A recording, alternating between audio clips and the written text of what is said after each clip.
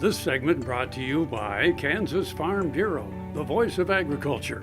To join today or more information, go to kfb.org or find us on Facebook and Twitter. Welcome to Farm Factor. Up first today, Duane Towes is talking about grazing strategies on stocker operations with K-State Rangeland expert Keith Harmoney. Dwayne James joining you once again on Ag AM in Kansas, and a chance to catch up with Keith Harmoney and talk a little bit about grazing and stocker cattle and beef cow operations. Certainly grazing a big part of the summer months, but it can be more than that, Keith. And I know you've looked at some different strategies that producers maybe should be looking at. Yeah, one of the things that we've been studying at the Hayes Research Center, the Western Kansas Ag Research Center at Hayes, is a modified intensive early stocking system for stocker animals. And basically what that system has entailed is a combination of both intensive early double stocking and season long stocking to try to capitalize on the benefits of both of those stocking strategies. So we're stocking animals at a 1.6x rate early in the season. So we have animals out on pasture when the forage tends to be highest in quality. We're removing the heaviest animals off those pastures at mid-season, and then we're leaving a typical 1x rate late in the season with lighter weight calves so that they can utilize their selective ability to be able to select the most nutritious plants and plant parts to be able to have adequate gains during the late season to put on more weight. We think about the realities of today that we really need to get all we can in terms of profitability per acre. That has to require sometimes some changes and some flexibility. Well, we did look at net return with this system to go along with production per acre.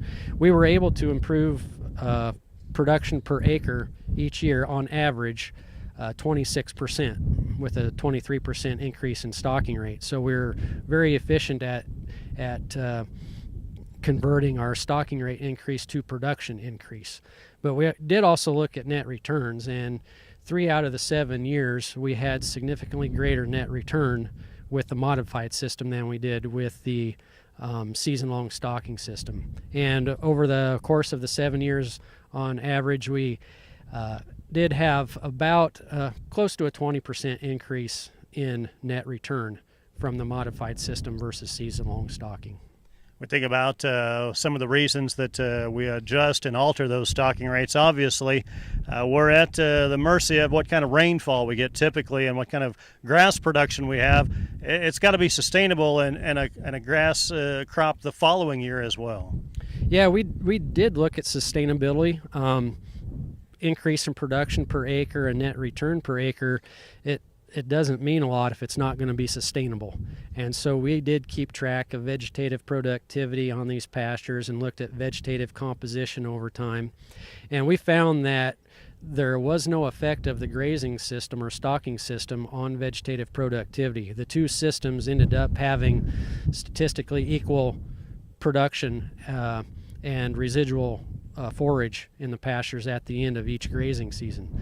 And the vegetation that made up that production, one of our key components is blue grama and another is side oats grama, and the grazing system had no effect on their population. Those two changed in population in both systems according to the weather patterns of the years, and didn't change because of the grazing system itself. They were basically changed in accordance with each other due to the weather. Our thanks to Keith Harmoney joining us on Ag AM in Kansas. Jamie, we'll send it back to you. Thanks, Dwayne. Be sure to come back after these messages for this week's Kansas Soybean Update.